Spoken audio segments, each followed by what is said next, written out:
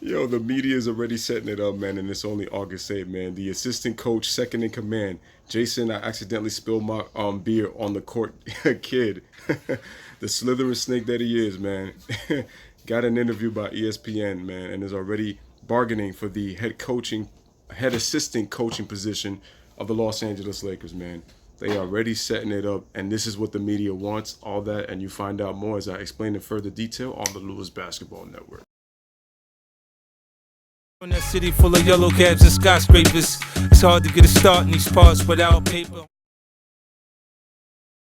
Ladies and gentlemen, welcome on this late Friday. When you talk about '08, being able to win the gold medal here. Before Jason Kidd talks, man, I'm back once again with another banger with yet another video. And what I'm going to do is I'm going to do a reaction video to the interview that Jason Kidd had about coaching LeBron James and Anthony Davis in this upcoming season. My question is, how did Jason Kidd get an interview already, and he only the assistant coach? Because now he's campaigning for head assistant coach of the Los Angeles Lakers. So they're going to take a listen, and I'm going to give my commentary, man. Ladies and gentlemen, enjoy the video.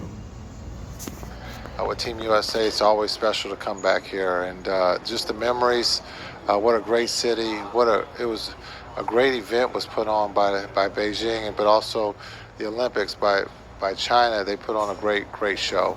Do you have a special moment at that time? Yeah, well, I think just being able to walk into the village with the different athletes around the world, it was, you got the best athletes from each country here in one spot, and so. So, ladies and gentlemen, for those who don't remember, Jason Kidd was a teammate of LeBron James, and LeBron James has stated Jason Kidd was actually one of the best teammates he had on Team USA, and was really comfortable in the way that Jason Kidd passed in the ball, and they actually had pretty good chemistry together when they were ever on the basketball floor. So that's what Jason Kidd is referring to, the 2008 Olympics when they won gold together in Beijing. That is what Jason Kidd is talking about with him, LeBron James, Kobe Bryant, Dwayne Wade, Darren Williams, Dwight Howard, Chris Bosh, Chris Paul, Michael Redd, Tayshaun Prince.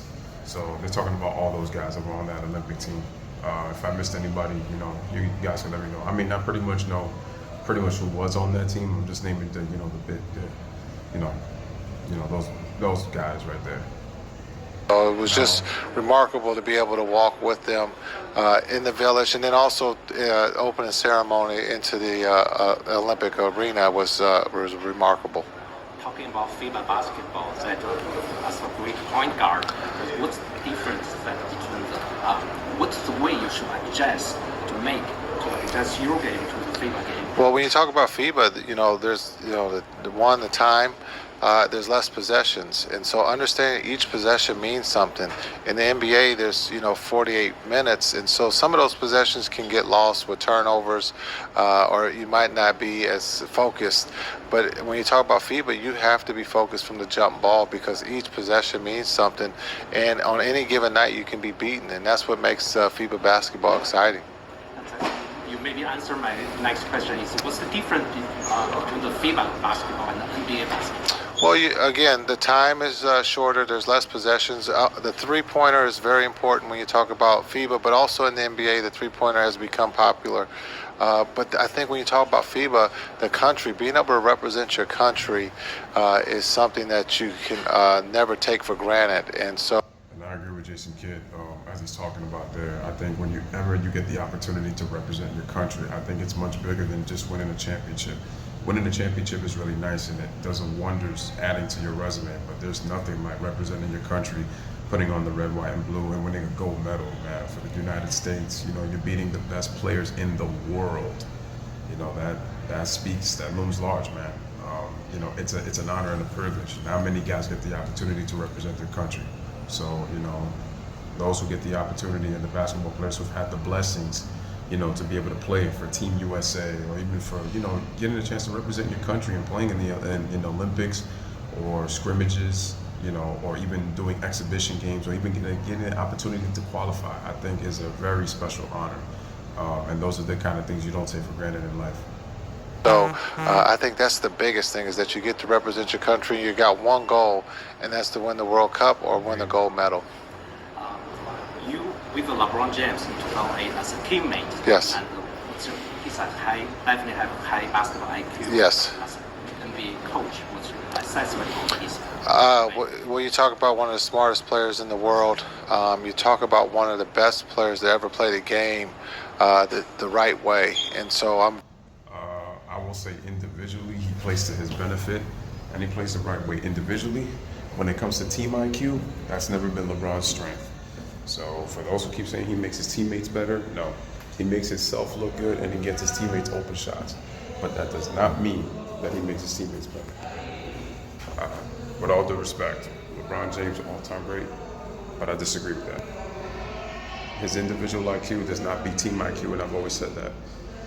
Great individual IQ player, but when it comes to making his team better and team IQ always beats individual IQ, ladies and gentlemen. I always say it, especially when it comes to a player like LeBron James. I'm very excited to have the opportunity to help him hopefully achieve his goal and our.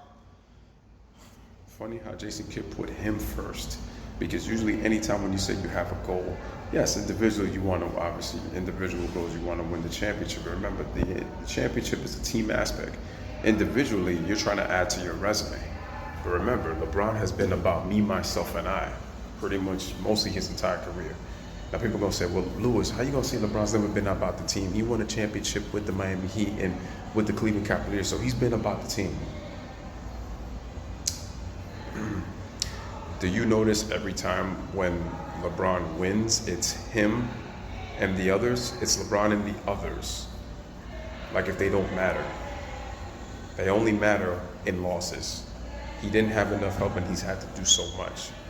So crazy how an assistant coach got an interview, which tells me again, Jason accidentally spilled my beer on the a movie right now with Space Jams 2. And then I try to stay away from him on Tuesdays because Tuesday is Taco Tuesdays and he's very, very, very busy making those tacos. In what area you're working with LeBron for the upcoming season? Well, it's about running the marathon. You know, at 35 years old, you know, I've had some experience at playing later in my career and being able to run that marathon. And so hopefully being able to share with him of some things that helped me be successful of running that marathon at 35 years old. At 35 years old, I have a great center, Anthony Davis. Yeah. In your assessment, what his skill set and this skill set can contribute him? You compare him with other great big men. Oh, when you talk about Anthony Davis, he can, you know, put the ball on the floor. He can pass. We all know he can shoot the three. He can post up. Defensively, block shots, rebound. He has the total package, and that's why he's one of the best. I'm going to say this once again. LeBron and AD are the most talented duo in the NBA. I just can't put them out there because I haven't seen how they're going to play together. If they play together and they, again, complement each other really well and show great chemistry, and they're able to lead the Lakers to like a very great season, there's no question or no doubt in my mind that I can put those two at top 5. And like I said before, Curry and Thompson are more proven than any of these duos. It's just the problem is Klay Thompson is out for most of the year with an ACL injury. But James Harden and Russell Westbrook, even if they were teammates, it was different scenarios back in OKC compared to what they are right now, and they weren't the players that they are now. Kawhi Leonard and Paul George haven't played together, even though they're two defensive Dobermans. Kawhi Leonard's a Finals MVP, and Paul George had an MVP season and was third player in the Defensive Player of the Year voting. Kevin Durant is going to miss pretty much most, if not all of 2020 with the ruptured Achilles. So Kyrie's going to be on his own. That's why I can't say anything with them. I got to see how chemistry goes with all of these guys before I even do that. But that's why I said that Curry and Thompson are still the best duo in my opinion because they're proven and they've won together and they've played longer. But D'Angelo Russell can change that really quick with the season he might have. Who knows? Players in the world, and so for us to be able to have him with LeBron and Kuzma and Rondo and some of the other guys on the team, it just makes it that much easier. And so this will be his first time playing with someone like. Again, this team, like I said, has the potential, but there's a lot of what ifs in this situation with them. And like I said, LeBron's biggest window to win a championship is this year. Is he going to allow AD to be the man on this team and take a step back and be more of a facilitator? Again, trying to incorporate his teammates, really divest in his teammates more than ever.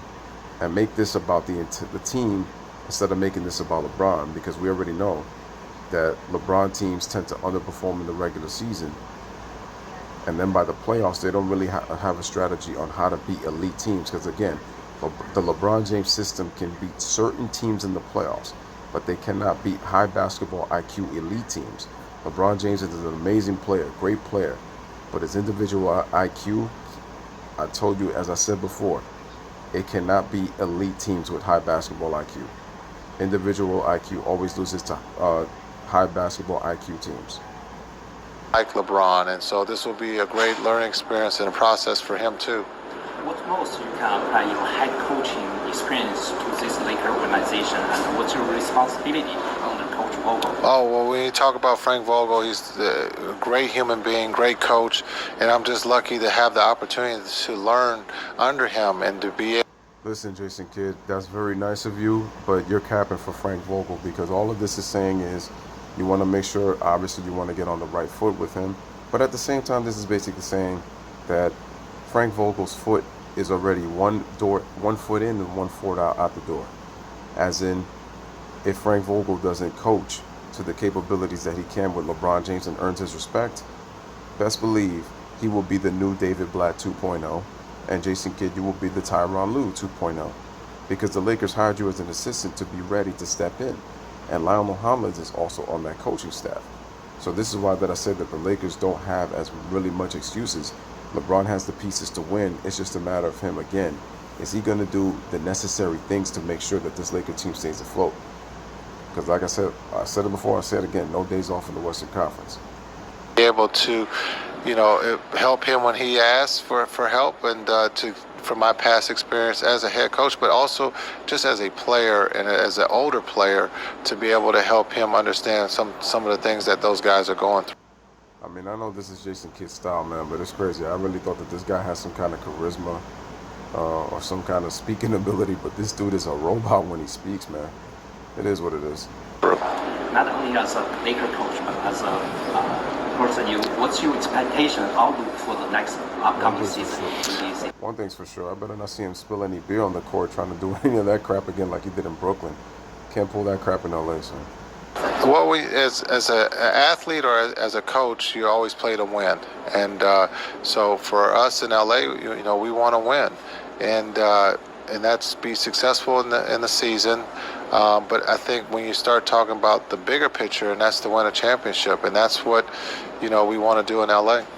In October, the China game, you will have to go back. Yes. And from your experience or observation, what do you see the growth of basketball in China? Well, when we come back in October, I think it's, again, to show the game, play the game the right way. Gentlemen, that was the Jason Kidd video, and here are my thoughts. Jason Kidd, it sounds very nice with your politics on, saying the right things and expecting the Lakers to have a big season, because, of course, what are you supposed to say? Once again, this is David Blatt, Tyronn Lue 2.0 all over again. The only difference is Frank Vogel is more of a proven head coach, like I said already earlier. And here's the thing, the media is wanting and capping for it, so they can find another narrative to say, oh look, LeBron has tried just about every head coach. They keep putting him with these rookie head coaches. You heard it here, Isaiah Thomas is saying it, that LeBron James has been given disservice by the league because they keep putting him with rookie head coaches. Frank Vogel's Indiana Pacers went to 2 straight Eastern Conference Finals against LeBron, D. Wade and company with the Miami Heat. D. Wade and Chris Bosh with the Miami Heat. So Frank Vogel proved that he could take a very good defensive team deep into the playoffs. And because they had Paul George. And that wasn't even prime Paul George. But I'm telling you, Frank Vogel, if he doesn't get to adjust it to today's NBA and really earn the respect of LeBron James, his foot is out the door, and in comes slithering snake Jason Kidd into the scenes. LeBron will be so happy because it's going to be a coach that he likes, and don't be surprised if the Lakers have a top seed in the Western Conference, if not of all the NBA, having the best record. And Frank Vogel gets fired because they're not playing the LeBron James system. Best believe and get ready for that, like I was saying. But once again, ladies and gentlemen, it is your boy Lewis with another one with the reaction video. Let me know what you guys think of the reaction video. Let me know what you would like me to do more of these, and give me suggestions on videos that you would like me to react to. But you already know the deal as always. Appreciate you guys for watching. Bless up, live, laugh, love. DJ for my subs, you already know the deal. Play that outro.